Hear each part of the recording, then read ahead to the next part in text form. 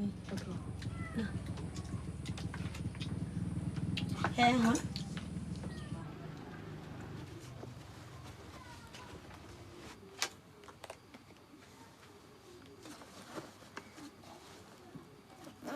Kadang ni ke beroi wi. Gol kus kok ya ko ya.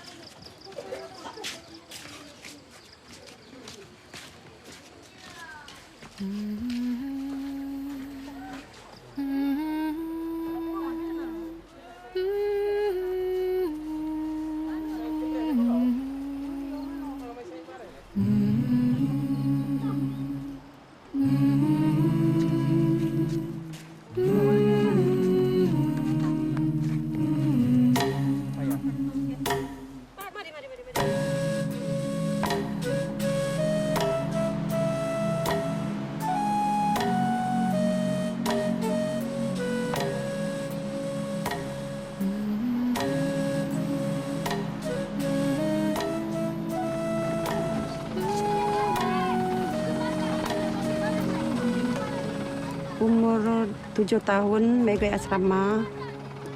Kadang-kadang banyak, banyak juga sekolah, tapi yang paksa sebab supaya lebih baik belajar mentul walaupun rasa riak. Suruh baik dua baik juga masuk sekolah le skin walaupun risau.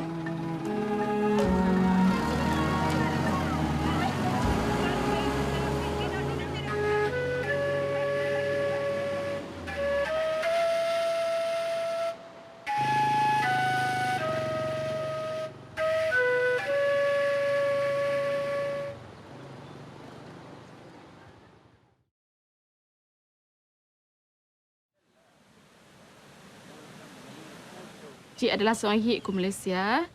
Kebanyakan seorang hik ada jika ikut pendalaman dan kebanyakan sekolahnya daripada kampung. Kena menek nai, nai hot kena nai berpendidikan. Jadi nai berkorban, nai ngeng kena nai juga nak asrama walaupun nyak Julina sendiri.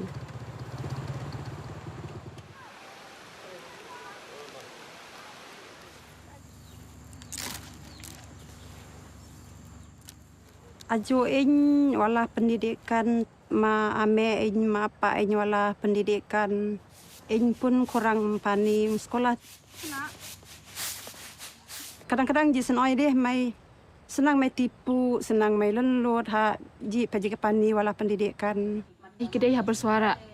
Hi rasa hi mampu untuk hi sesuatu. Sebab ji hi akan hipot mai luar untuk naik sesuatu untuk hi.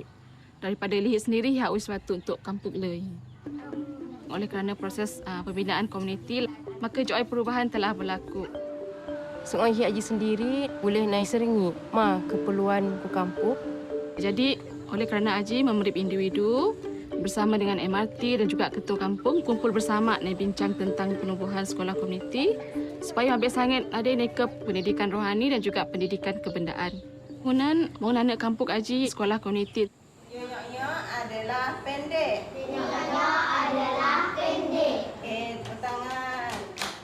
Saya ili manah entem debeh kelas saya sekolah komuniti. Nai hunan lah nai jadi guru sekolah komuniti. Sekolah komuniti ada untuk generasi mabek li paling sangat 6 tahun. Tapi pada masa akan datang harapan ji mabek umur ilai 8 tahun hingga 10 tahun dapat naik belajar ke katih sekolah komuniti ada.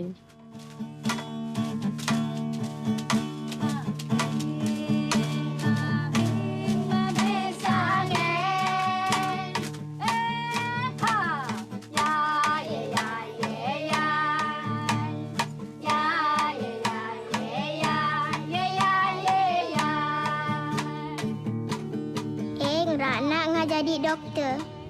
Eng ha jadi mereka baju semua hit. Eng ha berkhidmat ajar membek saya.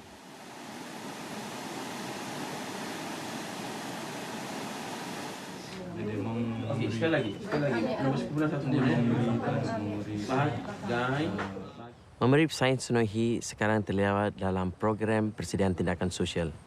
Mama boleh tulis nota, Mama boleh tulis dalam putih buku, dia boleh tulis. Dalam PSA, mai saya meningkatkan kapasiti mai untuk mai merubah diri mai dan untuk mengubah komuniti mai. Mai belajar hari ini tentang pendidikan. Mai jumpa rumai apa ambil dan mai apa ni lebih lanjut lagi. Harokah dari zaman entem sampai sekarang pendidikan lebih berubah komuniti nak jadi. Sebelum ada jarang sekali hineng mai nyem-nyam ada. Mai cip-cip, mai berbincang bersama dengan mai ranak.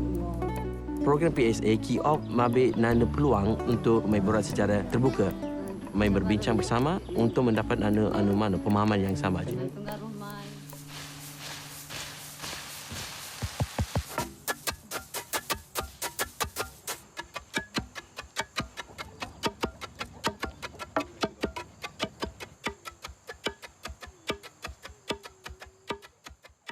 Mentem, kedua Haji kurang lagi bersuara.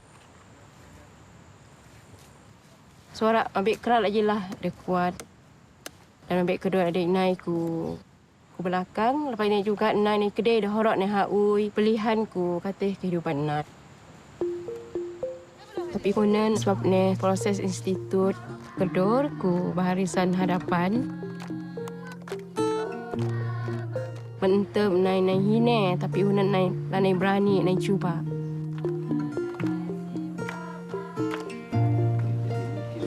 Dan hine juga hunan suara kedor juga lagi lah sama.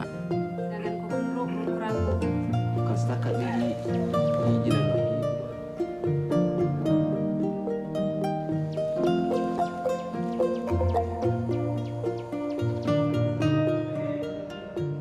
Juga naik bantu ketua kampung Haji untuk mengurus hal-hal kampung.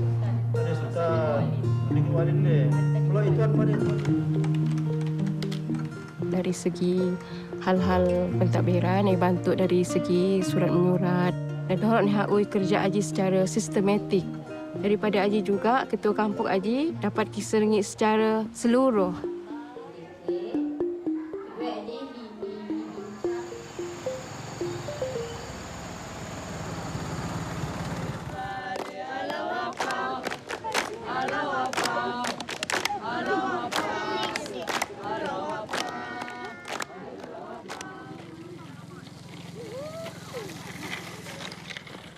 Sejak tahun 1950-an, orang Malaysia mula mempelajari ajaran-ajaran Bahá'u'lláh dan pada hari ini ada lebih kurang beribu-ribu orang di Malaysia yang sedang cuba menterjemahkan visi Bahá'u'lláh tentang transformasi sosial dan rohani kepada realiti. Dan perubahan yang kita melihat ini ia dimulakan oleh penduduk tempatan mereka tersendiri.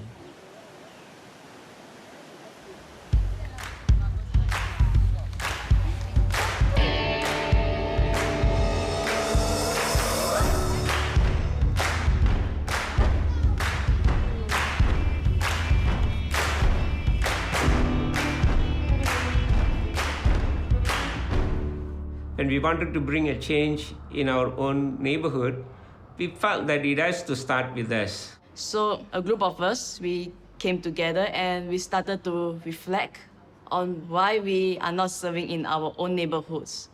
Why do we serve in other neighborhoods but not in our own neighborhoods? We felt like our neighbors were too busy and they would not be interested in coming together.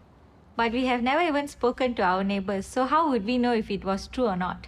So we decided to go outside and just talk to our neighbors. At the first day we went out, we did not meet any neighbors and the streets were empty. And so we said it's okay, we can try again tomorrow. But when we went on the next day, again we did not meet anyone. And this happened for 10 days. It was a little discouraging and some of us thought that maybe we should give up. But then we said no, we should not lose hope and we should keep going out. And finally, we met a few neighbors and started having conversations with them. 有一天，有2位陌生人来到我家，跟我分享关于灵性教育。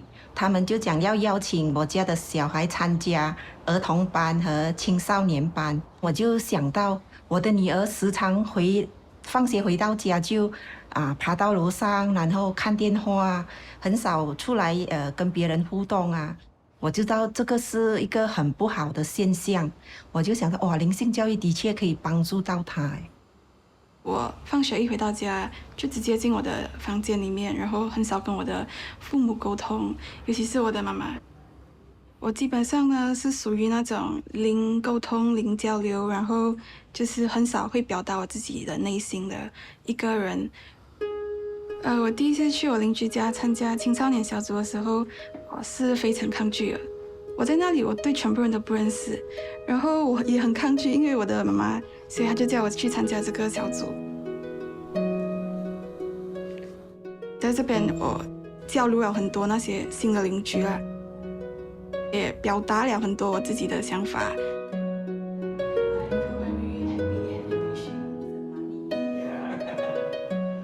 自从我和家人参加了社区建设活动之后，我们学会了磋商。我看到了孩子们比较善于表达他们的意见，也比较乐意跟我们分享他们的内心世界，这让我们拉近了彼此的感情。我比较多跟我的妈妈还有我的家人一起交流沟通，我们的家里的那个团结精神更提高了一层。这些快乐的这些故事，然后最后就是这样子。OK， 那我们就给他们带快乐给小朋友。对。我现在也有帮忙以及协助我妈妈的儿童班。我们教的这一班，有些孩子呢是有学习困难的。我们除了教导儿童班课程，我们也教他们学习和阅读。所以每当他们会阅读的时候，以及有一些进步的时候，我是真的很开心，以及很激动。然后至少我在帮忙我妈妈的儿童班，而不是躺在我的家里看电话。Hold on tight and you won't have any. Let it, spend it, give it away, and it comes right back to you.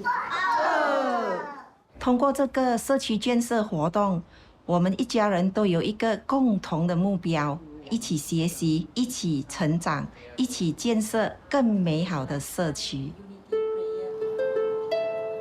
现在我和我的邻居去邀请其他的邻居参与这个社区建设活动，因为我认为每个人都应该有一个机会认识并参与这个活动。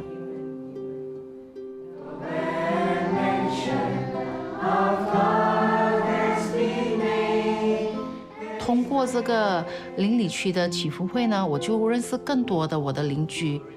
我们聊这个市区所需要的东西，就是说我们要如何能够创造一个更好的市区。参加了邻里区祈福会过后，我和我的先生，我们都发现到我们自己也能够举办在我们的家一个祈福会。上帝啊，指引我，保护我。之前呢，我们的家庭呢没有一起祈祷的，可是我的舅舅啊，我的阿姨，他们是信仰巴哈伊的，所以已经有很多年了。他们会邀请我过去他们的家，然后我们吃了饭过后，我们就一起祈祷。但我没有想过我自己也会有一天主动祈祷。那现在我发现到，因为我们有这个祈祷的习惯，每一天我们一家人一起祈祷，变得我们的家庭变得更加融合，更加平静。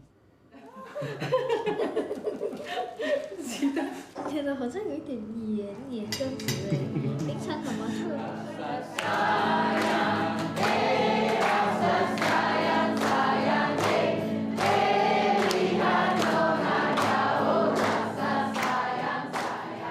？It's been 3 years now, and there are 135 families engaged in the community building process. How we organize ourselves is by having groups of families.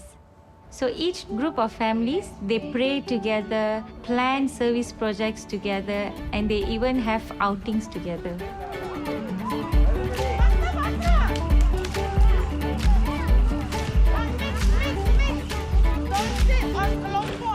Today we are together to have a picnic, to enjoy each other's company and sing some songs and just enjoy the morning.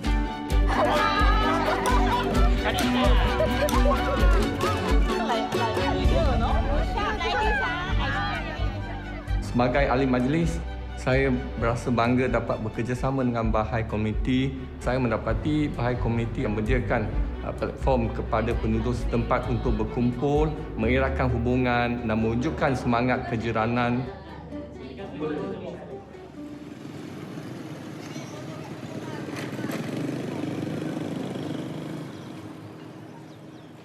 In this neighborhood, we started with a few junior youth group insurance classes. Only when we started, we realized that these junior youths and children didn't know how to read and write.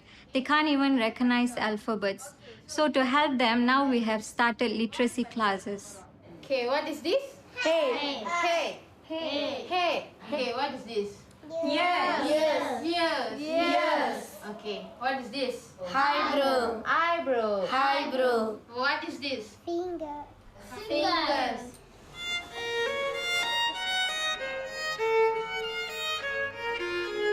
The service project the junior youths decided to do was to pray with their families every day.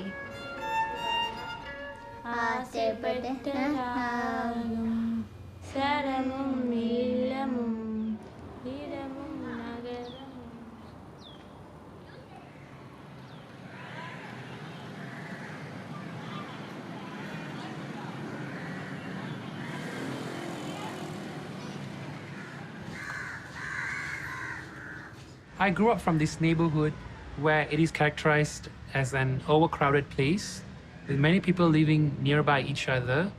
One good thing is that everyone knows everyone and they're very helpful. But the challenge in this neighborhood is that most of the women here are illiterate. ஃபண்டிஸ்க்கு மேலே என் தம்பி தங்கங்களை பார்க்குற பொறுப்பு என்கிட்ட வந்ததுனால கல்வி துருசாக நான் தொடர முடியாமல் போயிடுச்சு. நான் படிக்க தெரியாது, வேலை வாய்ப்பு ரொம்ப குறைவாக இருந்துச்சு. நான் ரொம்ப தாழ்வு மனப்பான்மைக்கு இறங்கிட்டேன். ரொம்ப எதுக்கு எடுத்தாலும் நான் மின் வர்றதில்லை. அப்படியே என் லைஃப்பை நான் ஓடிட்டேன்.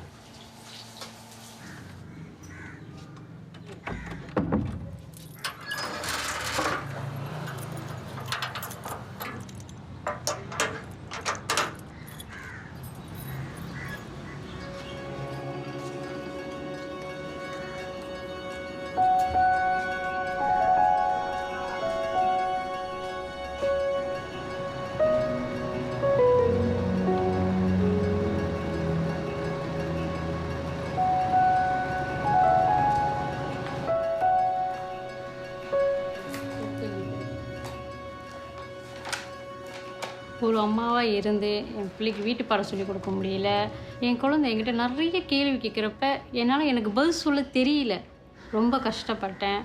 அது நான் மற்றவங்ககிட்ட கேட்குறதுக்கும் வெக்கப்பட்டுக்கிட்டு கேட்கவும் இல்லாமல் என் பிள்ளையை நான் எப்படி வளர்க்க போகிறேன்ற ஒரு எதிர்பார்ப்பு எனக்கு ரொம்ப அதிகமாக இருந்துச்சு. என்னோடய பக்கத்து வீட்டுக்காரங்க என்னை இந்த ரோகி புக் படிக்க சொல்லி என்னை கூப்பிட்டாங்க. எனக்கு படிக்க தெரியாத ஒரு விஷயத்தினால நான் எனக்கு தெரியாது, எனக்கு வேணான்னு அவங்ககிட்ட சொல்லிட்டேன். அவங்க திருப்பி படிக்க தெரியலனா பரவாயில்ல, நீங்கள் பாருங்கள். இந்த ரூகி புக்குனால எழுத படிக்க நான் கற்றுக்கிட்டேன். எனக்கு நான் சோர்ந்து போகிறப்பெல்லாம் என்னை தட்டி எழுப்புகிற ஒரு அப்துல் பஹார் ரைட்டிங்ஸ் தான் எனக்கு நினப்பு வரும். எதுக்காக நீ படிக்கப்பட்டாயோ அந்த நிலைக்கு நீ உயிர்வாய்க. எனக்கு அந்த துணிச்சல் வந்துச்சு. நான் துணிஞ்சு பேச ஆரம்பித்தேன்.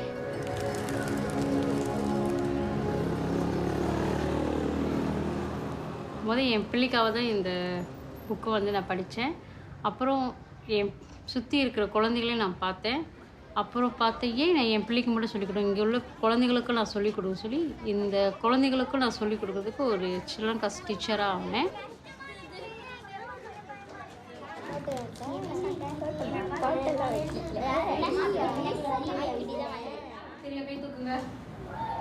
நீங்க சொல்லுங்க. ஜஸ்டிஸ். ஜஸ்டிஸ். யூனிட்டி. யூனிட்டி. நான் ஒரு ஏடிசிஎன் மெம்பராகவும் இருக்கேன். அண்டை வீட்டாட்ட போய்ட்டு நாங்கள் கலந்துரையாடி அவங்க கூட ஒரு கூட்டு பிரார்த்தனை வச்சு அவங்களுக்கு கூட ஒரு சந்தோஷமான ஒரு சூழ்நிலையை நான் வந்து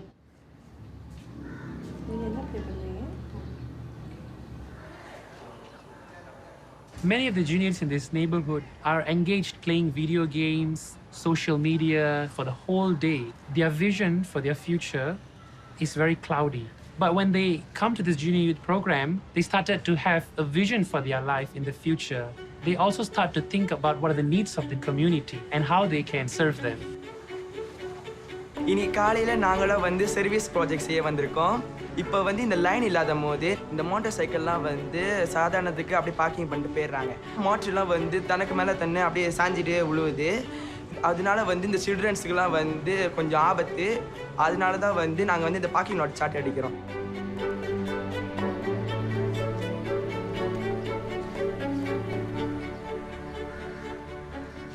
Many of the junior youths here, they neglect their studies. So since I have a junior youth group, I'm helping them to focus on their academic studies because we would like to raise junior youths who are both academically and spiritually progressed.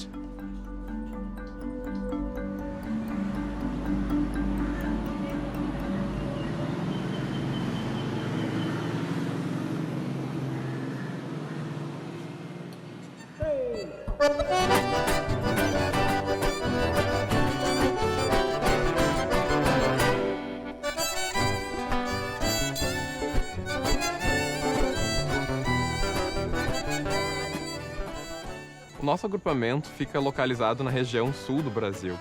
E culturalmente as pessoas são muito amigáveis, muito animadas, muito calorosa. Mas hoje a gente vê que já não existe muito essa confiança entre as pessoas. E, infelizmente, isso se dá por fatores sociais negativos, como a violência, o abuso de drogas, a criminalidade e a pobreza. Oi, tudo bem? Eu vou querer 2 pães aqui.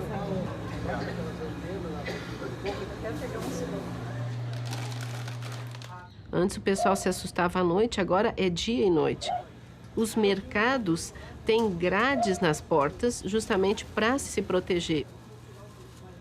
As famílias estão assustadas com o grau de violência que está ocorrendo, preferem se fechar nas suas casas e a insegurança começa realmente a gerar o isolamento. Vai a volta da pronta, parou por aí. Sai daqui, tudo que me Alguns anos atrás, um grupo de amigos começou a se reunir todos os dias aqui na vizinhança. A gente orava, a gente consultava, a gente planejava e então saía para visitar as famílias, conhecer os moradores da nossa vizinhança, quem são os nossos vizinhos.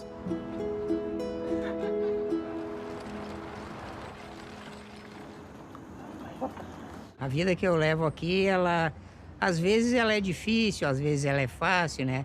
Depende muito do dia, né? Eu cuido das minhas crianças sozinho, né? Há 9 anos. E às vezes vêm os amigos aqui também, ajudam, né? Aí eu reúno todas as minhas crianças e a gente ora todo mundo junto. E isso se torna um pouco mais tranquilo, né? Mas Ele é mais ou menos, pode levar.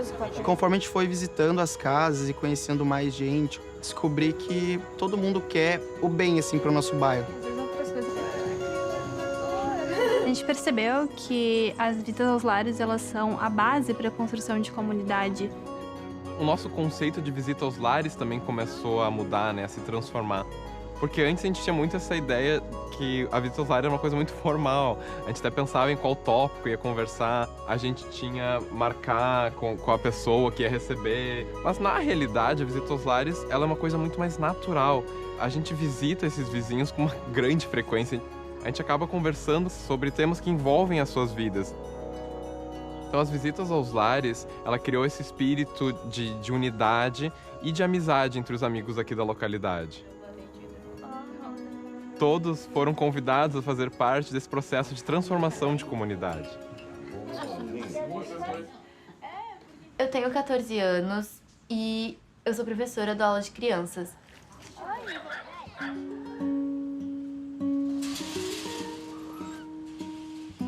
Quando eu era mais nova, eu também participei de aula de crianças e tudo que eu aprendi, eu quero passar para as crianças que eu dou aula hoje em dia.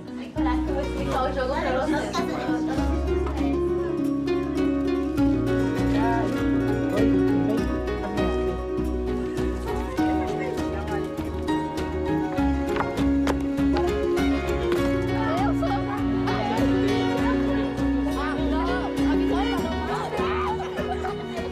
Hoje, no nosso grupo de pré-jovem, a gente decidiu que deveria ter algumas mudanças no nosso bairro. Decidimos que seria melhor colocarmos lixeiras por causa da poluição. E outra coisa que o nosso grupo decidiu foi em colocar luzes na vila, porque quando está de noite não dá para ver nada. Eu adoro que ele faça parte do projeto, porque ele mudou bastante. Antes ele não fazia nada em casa. Aí agora ele me ajuda a limpar a casa, ele me ajuda com a louça, ele me ajuda no geral. Ele aprendeu a orar, ele trouxe oração para dentro da casa da gente. Na família, é muito bom, né, fazer oração na família. Vamos fazer oração, gente? Atualmente, quase todas as famílias do bairro têm uma reunião devocional na sua casa e isso mudou muito a atmosfera do bairro. Exterior com a luz matinal da tua graça. Antes, o bairro era tão perigoso que a gente não conseguia chamar um táxi aqui, porque eles tinham medo de vir aqui. Hoje em dia, nosso bairro é muito mais seguro, que ninguém mais tem medo de vir aqui.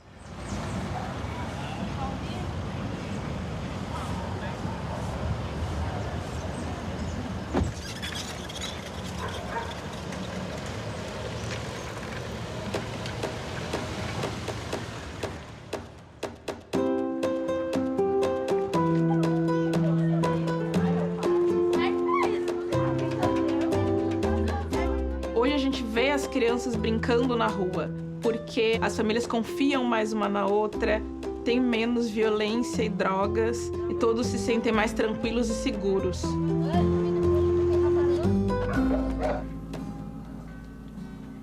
Descansando, certo?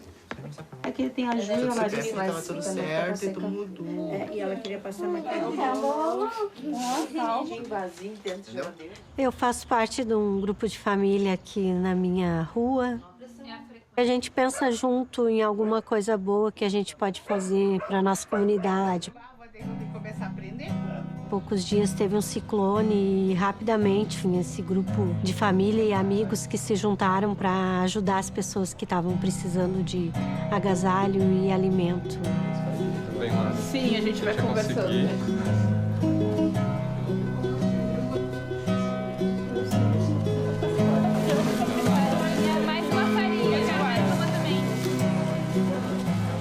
Estamos começando a ter vislumbres, né, desse poder que é liberado da construção de comunidade.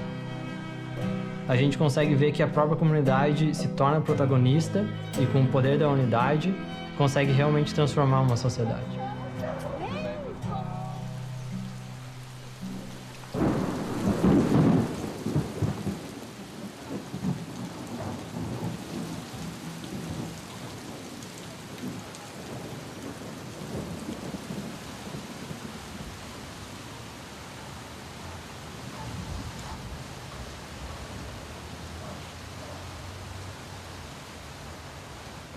Muitos dos pré-jovens começam a trabalhar com uma idade muito nova. A principal atividade que eles exercem, então, é coletando e separando materiais recicláveis, do quais eles vendem para poder ajudar a família a comprar alimentos e materiais de necessidade básica.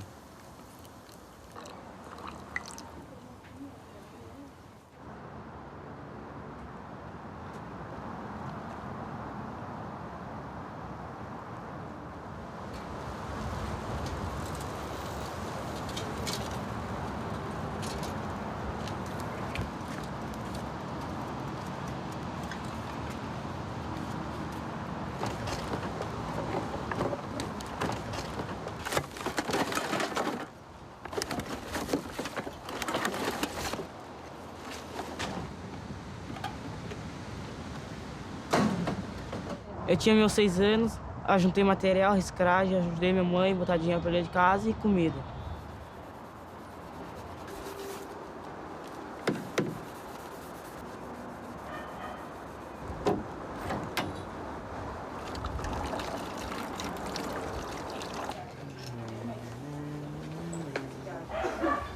Um dos desafios que nós temos aqui, então, é que muitos jovens começam a sair cedo da escola. Os meninos, porque eles têm que ajudar as famílias financeiramente, então eles acabam saindo da escola para trabalhar. Ou porque se envolvem com drogas. As meninas, porque engravidam muito cedo. Tenho 4 filhos, tive a minha primeira gestação com 14 anos e tive que abandonar a escola. Mas hoje a minha meta é que eles concluam o colégio, porque é muito importante, né?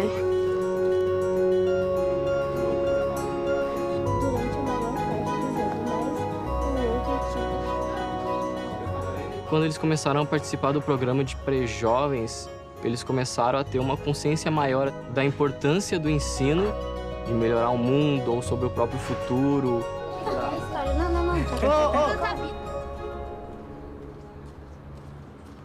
Eu tenho 14 anos, eu vou para a escola e eu gosto muito porque aprende. Eu participava do grupo de pré-jovens e agora estou no livro 1 e eu gosto muito. É o pão do espírito, é o imã dos corações dos homens. Eu trabalho para ajudar e sustentar minha família. Eu trabalho coletando e separando materiais. A maioria desses pré-jovens, então, agora faz parte do programa de pré-jovens. A gente observa que, mesmo eles continuando trabalhando com reciclagem, eles não estão mais largando a escola e a gente consegue até observar que tem uma melhora nas notas deles.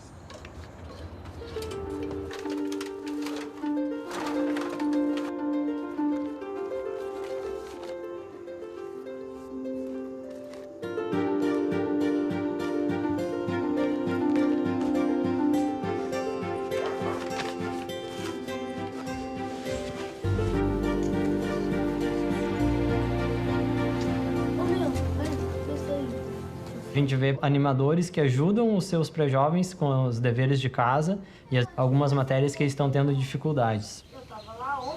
Por causa da pandemia, eu rodei de ano. Quando eu rodei, fiquei muito triste. Comecei a ficar com depressão. Hoje, com essa classe, eu me sinto melhor, fico feliz. Tô aprendendo as matérias que eu não consegui aprender. E tu vai colocar os números, ok? Isso. Uma das fortalezas da nossa comunidade é que as instituições elas encorajam muito as iniciativas individuais. Por exemplo, a gente tinha uma vizinha que ela tinha recém terminado o livro 1 e ela estava muito empolgada, então ela apagou todo o livro e levou na casa da vizinha para elas poderem estudar juntas. E apesar de não ser uma tutora, todos ficaram muito felizes e as instituições então começaram a pensar em como a gente pode estar apoiando mais ela e acompanhando para que ela possa seguir tutoriando o livro. Aqui, ó. Eu estava navegando online, aí vi algumas postagens bem legais de uma colega minha que realizava várias atividades no bairro onde ela mora. Achei aquilo super interessante e resolvi perguntar para ela de que forma que ela realizava e decidi que eu poderia também fazer essas atividades aqui no bairro onde eu moro. Ela me apresentou uma outra amiga e através dessa amiga comecei a realizar os estudos do instituto. E a partir disso comecei a fazer as aulas de crianças e as aulas dos pré-jovens. Ao final de cada livro, nós pensamos num ato de serviço. Cada um dava a sua ideia do que a gente podia fazer para a melhora do local onde a gente mora. Foi levantado, uma ideia através de uma das alunas, fazer esse ato de serviço voltado para pobreza menstrual. Elas mesmas notaram, dentro do grupo, de dificuldade de algumas alunas até de ir para a escola devido a não ter um absorvente para usar e ter dificuldade de adquirir esse absorvente. O grupo passou daí a criar conscientização dos familiares, todos os moradores da importância de participarem desse projeto.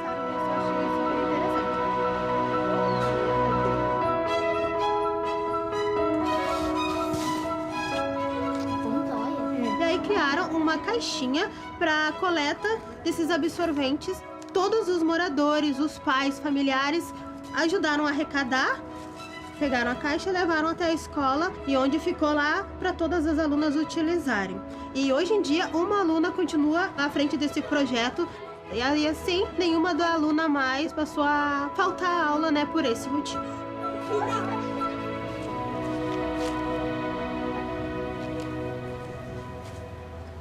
Cresci num lugar onde tinha muita violência, num lugar que não trazia conforto para ninguém.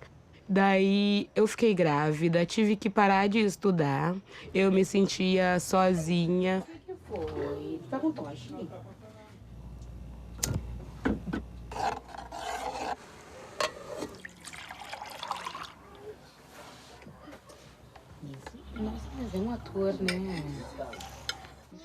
E quando eu conheci a fé Bahá'í, eu encontrei que realmente ali estava o propósito que eu tanto procurava e que eu não sabia mais aonde encontrar.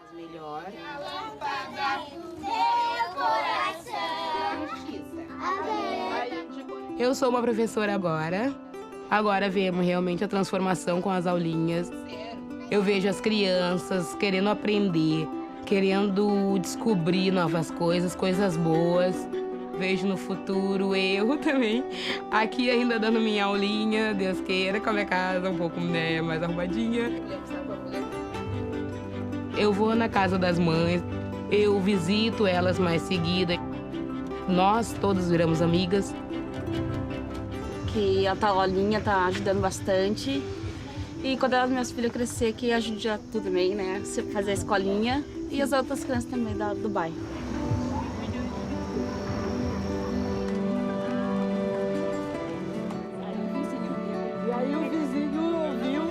Eu e as outras mães nos reunimos com frequência, falamos sobre os filhos, falamos sobre oração, falamos sobre nossas vidas, a gente está se ajudando bastante, querendo realmente que dessa comunidade surja algo bom mesmo. É a revelação de Bahá'u'lláh que está realmente empoderando todos os amigos a poder fazer uma mudança espiritual, uma mudança social também no seu entorno.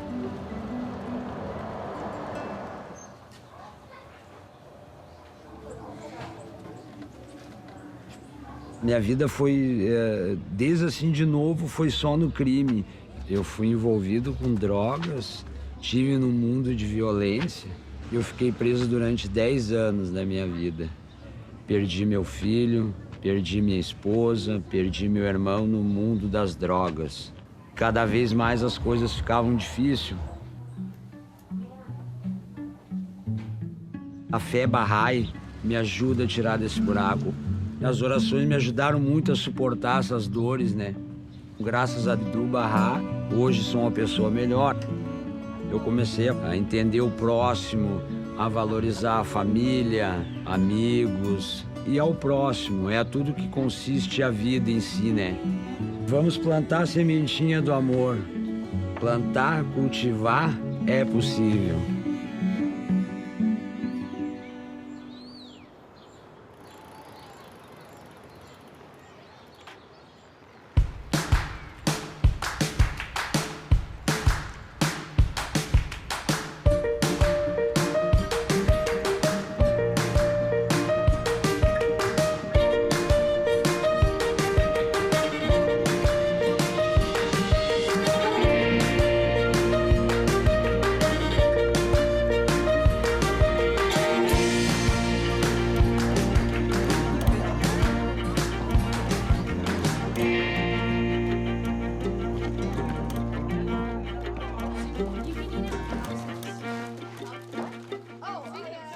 Many people don't have enough money to buy food and are hungry, so we decided to take action and help them out. We visited over 40 families and shared a service project to them, which led to them donating food. And now we're going to take that food that we collected and donate it to a food bank. I'm the president of this neighborhood association. Our neighborhood has actually become much more unified in the last couple of years, and I think that is due in large part to junior youth groups that have been meeting here. They would come out and play, and they would meet to plan their service projects, and the neighbors started noticing this and really feeling a sense of community that these kids have started creating.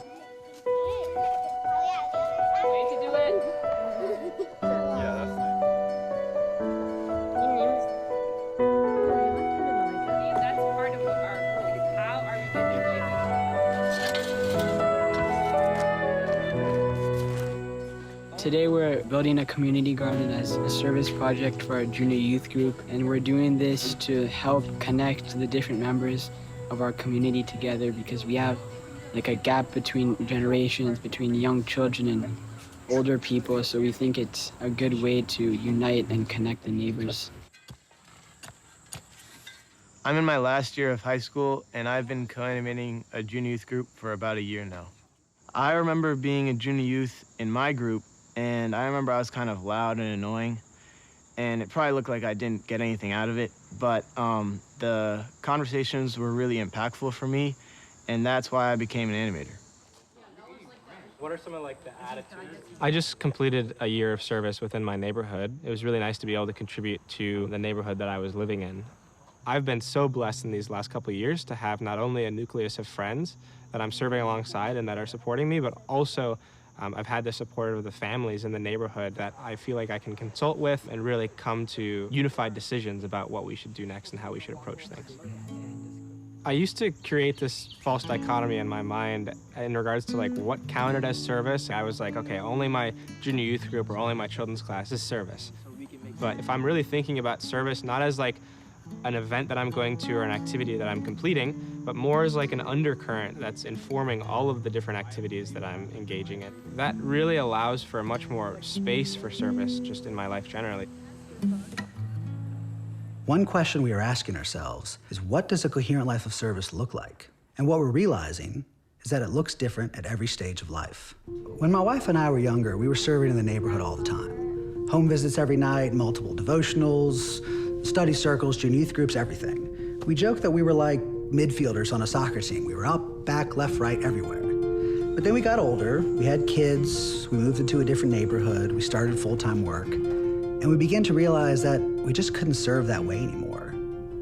At first we thought we were failing, that we were doing something wrong. But then we realized, actually, we're not even playing soccer. What we're doing now is we're running a marathon, and that's a totally different thing.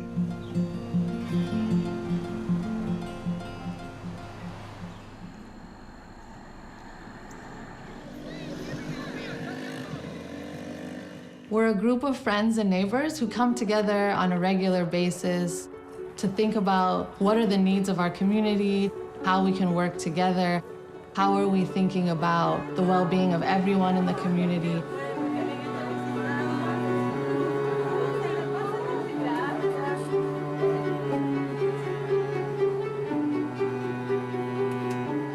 I'm the president of this neighborhood. We have a lot of youth out here that has a lot of talent, but some of the challenges we face is gun violence in our neighborhood. So with these youth groups, it teaches the children how to help other children become better people.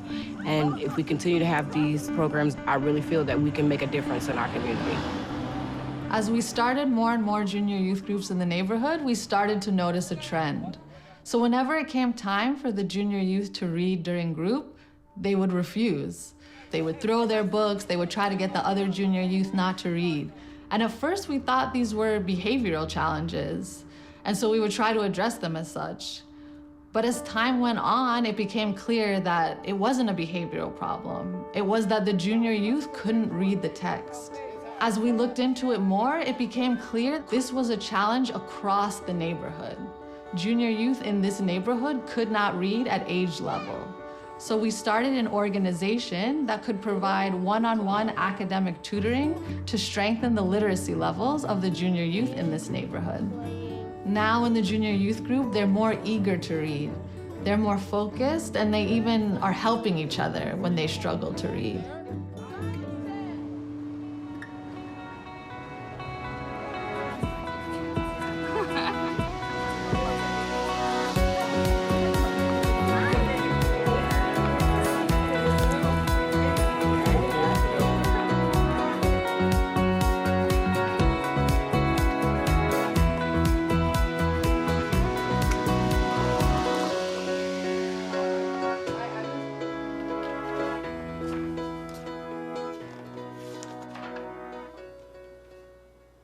My roommate and I are both students, and we've been exploring ways to build community in our neighborhood. Come after middle school, they either hang out and do good things. We've opened up our home to have study circles and devotionals in our apartment. Trying to invite youth to join the community building process by explaining it as merely a set of activities has proven challenging. Often they're not interested or they find it difficult to find time in their life. But when we share the purpose behind these activities, the greater vision of Baha'u'llah, of the transformation of the individual and society, youth are eager to contribute. When I learned about the vision that Baha'u'llah had for the oneness of humanity, it really spoke to me. When I was younger, I went to a mostly white school, and being one of the few Black children there, I did feel kind of like I was under a microscope.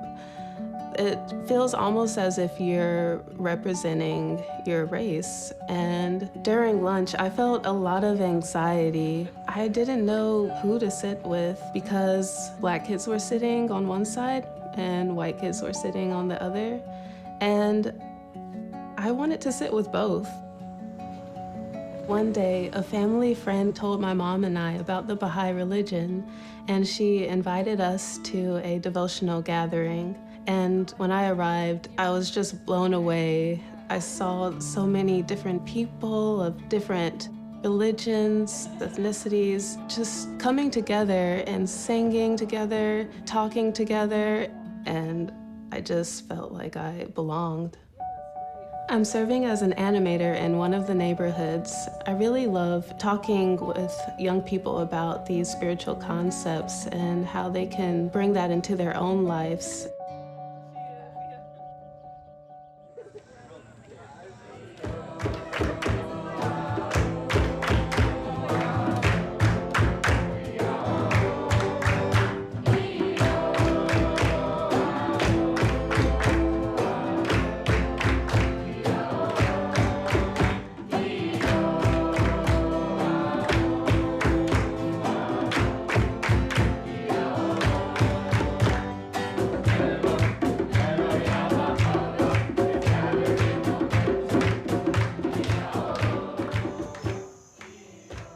You know, in a time that was really polarizing and I was feeling fairly isolated, I was looking for more authentic connection, and I thought maybe some of my neighbors would be too. And so I decided that I would just try to invite my neighbors to become part of a devotional gathering.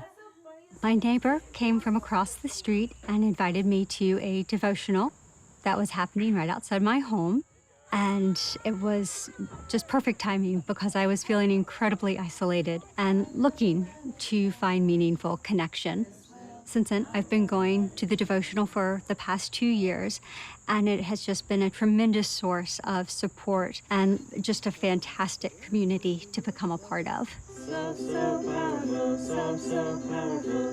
is the light of unity that it can. We have several activities in our neighborhood. We've begun children's classes, study circles, additional devotional gatherings. These spaces help bring people together. It brings the joy that we're looking for in a community. One of the things that I'm really grateful for is that I have a friend in the neighborhood who, from the beginning when we first started our devotional gathering, has been there alongside me. We are consulting and talking about how these activities are going, how we can support each other, and it really helps to have another person to do this with.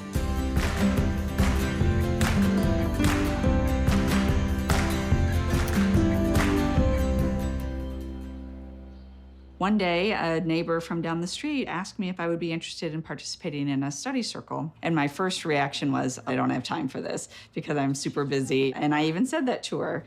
But then after a bit, I thought about it and I thought, I really did like the idea of talking with other people about deeper issues that you don't get the opportunity to talk to about and having some dedicated time to do that. So I decided to join the study circle, and we would talk about the various quotations. There were a couple that really spoke to me. So the one about when you have a thought of war, to oppose that with a stronger thought of peace. When you have a thought of hatred, oppose that with a stronger thought of love. And I use that almost daily because there are things that I come up into my mind and I'm irritated by something, and then I have to stop myself and replace that with a stronger thought of love. And I remember one part of the things that we had talked about is, okay, we're in a neighborhood. What do we think that our neighborhood needs? And the first thing that came to my mind was more connection. which is kind of funny because I go about my own business all the time, but it just feels powerful to be a part of a neighborhood and not just someone living in a house next to other people.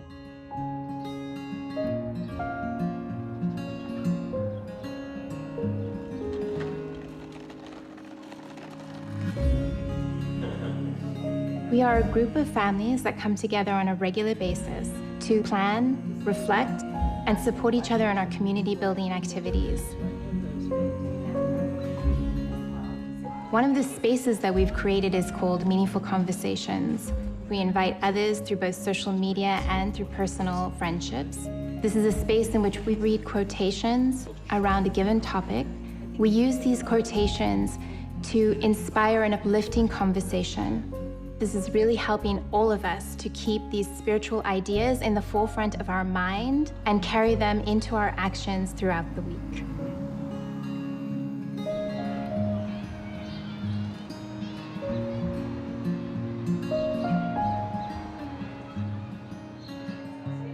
I believe that the Institute process brings people back to their basic identities of who they are and why they're here. As an African-American male, in this society, my identity has been defined for me. I'm seen as angry, violent, untrustworthy, ignorant, and a threat. Growing up under these circumstances, it was very hard for me to understand who I truly am and why I'm here. And that challenge has really broken most of us. But studying the writings and understanding that actually I'm created noble and spiritual, then that relieves all of those burdens. And then I see myself as a spiritual, noble human being. And not only that, I also see others in that same light. You're then able to become that protagonist and really help others as a part of your purpose. And I think that this helps bring us closer to Baha'u'llah's vision of the oneness of humanity.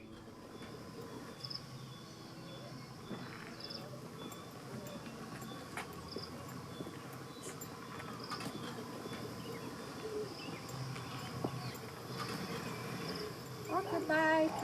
Bye.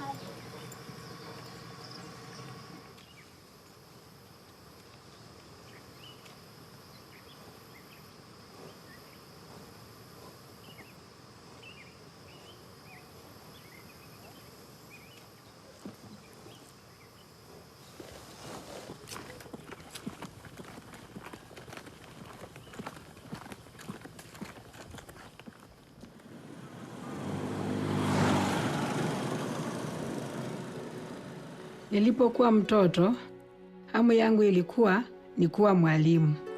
Lakini kijijini kwetu, wasichana walikuwa hawapelekwi shuleni kwa sababu watu hawakuwa na umuhimu wa sisi kuelimishwa. Lakini baba aliniweka shuleni, nilifurahi sana. Lakini nilipokuwa kijana, baba aliamua ya kuwa nina elimu ya kutosha kwa ajili mimi ni msichana. Hivyo akanitoa shuleni. Nilihuzunika sana kwa sababu nililazimika kuacha hamu yangu ya kuwa mwalimu.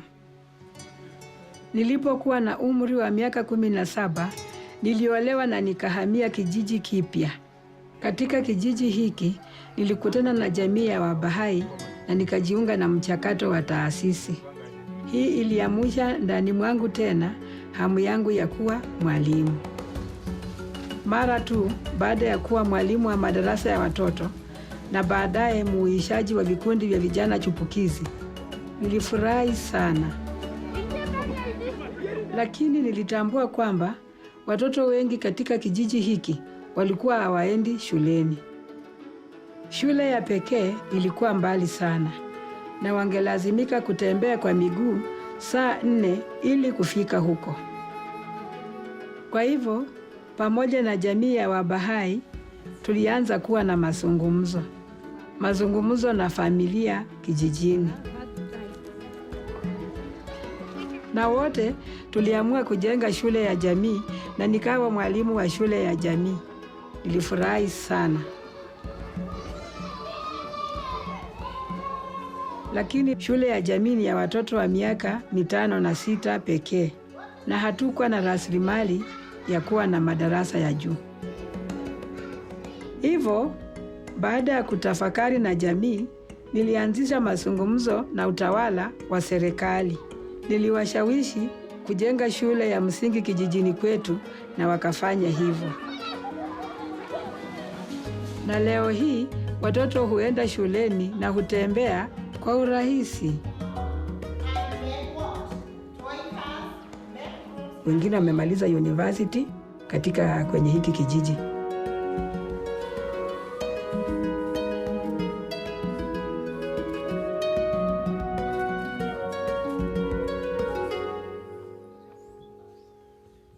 The Baha'i community here has been learning how to translate Baha'u'llah's vision of a spiritually and materially prosperous society into action. Through the Training Institute, we began to learn about the role of education in this endeavor. Wakati wa kuelekea shuleni, muende salama, kimbia mbio, salimia walimu. Haya, tuonane. Bye.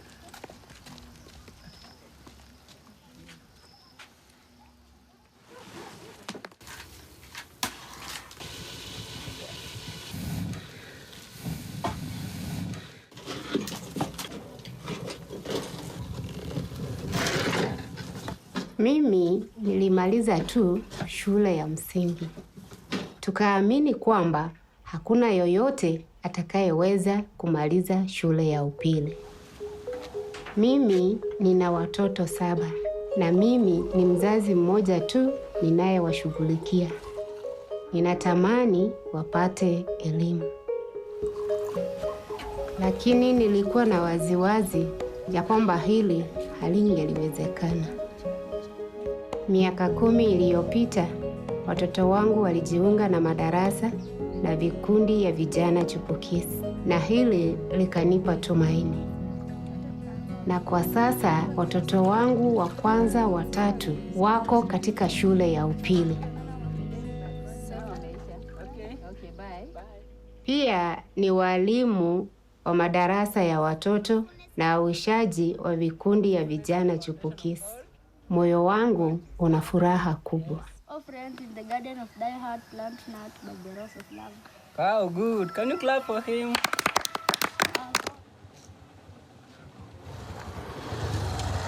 Mimi ni chifu wa eneo hili na nimekuwa nikishirikiana vizuri sana na Bahai for the last 15 years. Hapo nyuma watoto wengi wangeweza kwenda shule. Na vijana wetu pia walijiingiza kwa mambo ya madawa za kulevya. Na vile vile tulikuwa na shida ya watoto wetu wasichana kupata mimba. Kwa hivyo maisha ikawa magumu sana. Tulianza kushauriana na Bahai community kuhusu watatusaidia namna gani mambo haya, kwa sababu hawa wako na uzoefu mkubwa sana wa kuembawa vijana wetu. Chief pamoja na wazee wa kijiji mara kwa mara hushauriana na baraza la kiroho la kijiji na kutafuta mwongozo kwa masuala yanayohusu maslahi ya jumuiya. When we raise our consciousness to begin to think about the transformation of the entire village, we began to think of how to involve everyone. And as a result of that, we began to move together as a whole.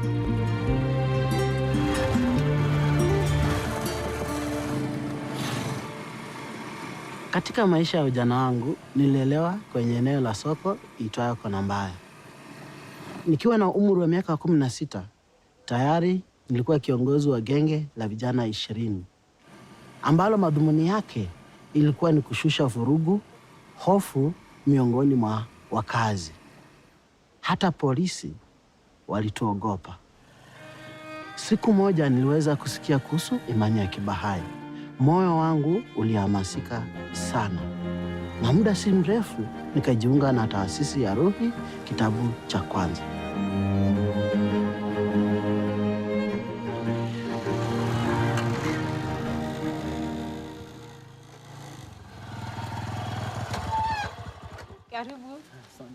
Leo hii mimi ni mrahisishaji wa ukuaji wa cluster na nawatembelea watu kijijini, kuwatia moyo na kuwasaidia kwenye juhudi zao za uandaaji wa mikutano ya ibada na ziara za majumbani.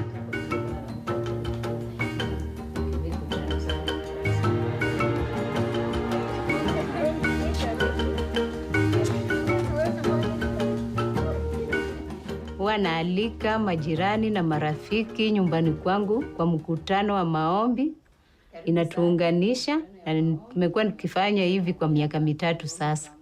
Hapa awali sikudhania naweza kuwa na mkutano wa ibada nyumbani kwangu, kwa sababu huwa tunafanya mikutano kanisani. Lakini sasa nilitambua kuwa naweza enda kanisani na pia kufanya mikutano ya ibada nyumbani kwangu.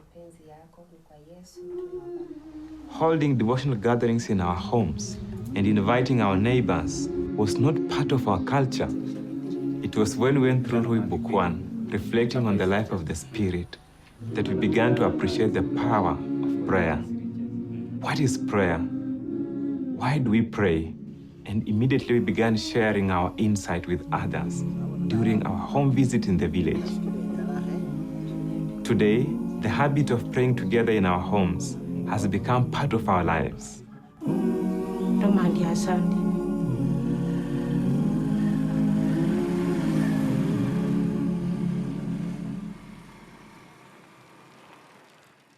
Traditionally in the past, men who are lazy, you'll often find them sitting under a tree, waiting for their wives to feed them, clean for them, take care of children, and work on the land. Men thought that women were weak creatures, but women did everything.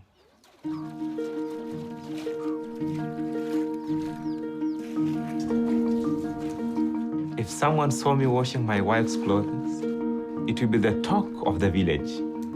People would point fingers at me, saying, I'm not a man, that my wife controls me.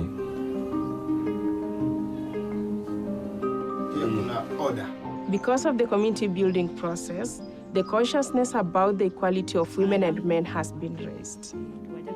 Many men are changing. They are taking an active role in household duties and are more involved in parenting and supporting their wives. Women are not only participating in the activities, they are at the forefront coordinating and leading. On our local speech assembly, the majority are women. At the level of the family, the wife and husband consult and make decisions together. These changes have helped our community to advance.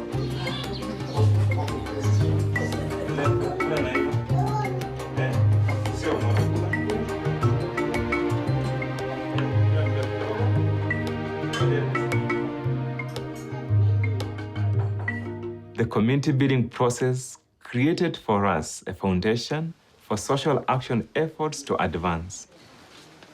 Baada ya kupitia kwa kitabu cha Pepo Nyanana za Udhibitisho na Vijana Chipukizi, tulivutiwa na washiriki kama Rose na Msonda walipoenda kutoa huduma katika kituo cha afya. Sisi pia hutembelea vituo vya afya kadhaa mara kwa mara kwa ajili ya kutoa huduma. Mimi ni mkurugenzi wa hiki kituo cha afya. Mimi huwa na furaha wakati vijana wanakuja kutusaidia katika vitengo mbalimbali vya usafi kwa hii hospitali.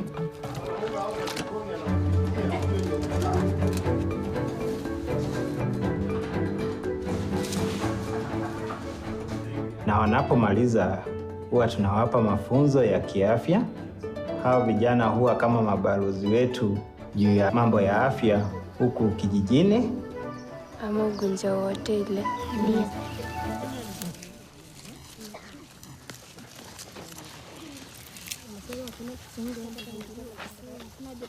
Mradi wa vijana chipukizi tumekuwa na kwa muda wa miaka 2.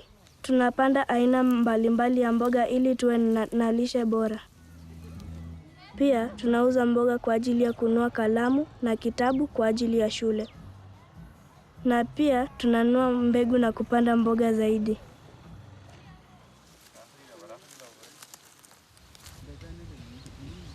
Ya hii jamii yetu imekuwa ikipanda tu mahindi peke yake. PSA imefanya tumejua kwamba tunaweza kupanda vitu vingine kama vile mboga na matunda. Pale awali familia yangu ilikuwa inatumia pesa mingi sana kwenda sokoni na kununua mboga na matunda. Lakini kutoka nitimu katika masomo ya PSA, niliweza kupanda vitu tofauti nyumbani. Nimepanda mboga aina tofauti, nimepanda na matunda. Sasa hizi familia tuhitaji kwenda sokoni kununua vitu. Sasa hizi wanahifadhi pesa na hizo pesa zinasaidia kufunza wale wadogo wangu. Sasa hizi familia yangu iko na furaha, mambo yote yanaendelea jinsi ambavyo yanafaa kuwa.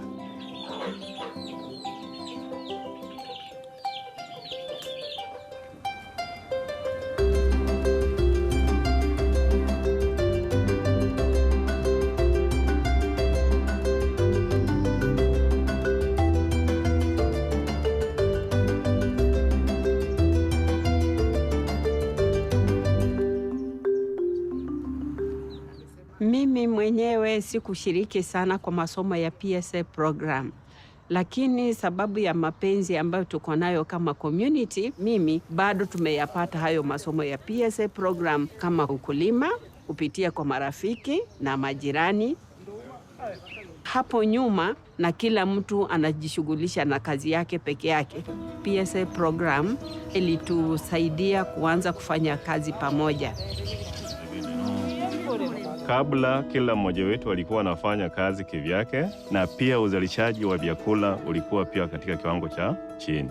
Kwa sasa tuko wakulima 200 ambao tunasaidiana kwa mashamba zetu, tukijadiliana na tukishiriki ujuzi wetu, na mazao imeongezeka.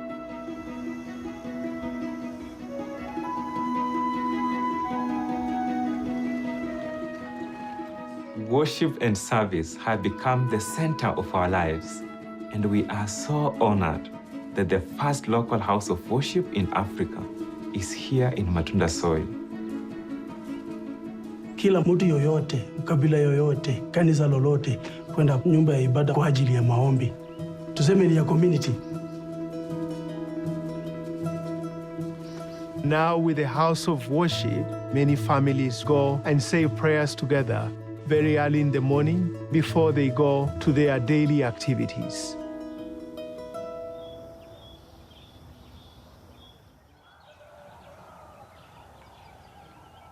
Bismillahirrahmanirrahim. Mimi ni Sheikh kutoka msikiti wetu wa Matunda, na nimefurahia ninapoingia katika jengo letu la ibada. Nikiwa ndani, nashukuru Mwenyezi Mungu, napata utulivu kama ule utulivu ambao huwa niko msikitini. Imelete mabadiliko makubwa katika mjitamai wetu. Assalamu alaikum warahmatullahi wabarakatuh.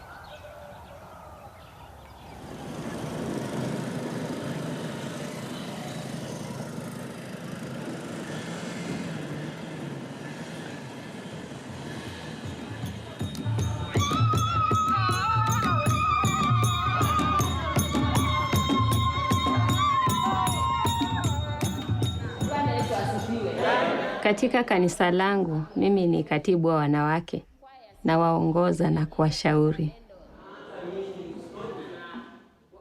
Najihisi kuwa karibu sana na jamii ya Wabahai. Mimi huja kila siku kwenye nyumba ya ibada ili kusema sala zangu. Ni sehemu tulivu inayoleta utulivu moyoni mwangu. Naposikia sala kutoka kwenye dini mbalimbali, nafurahi sana, maana neno la Mungu linatuunganisha pamoja. Katika nyumba yangu, mimi huandaa mikutano na majirani zangu katika eneo langu.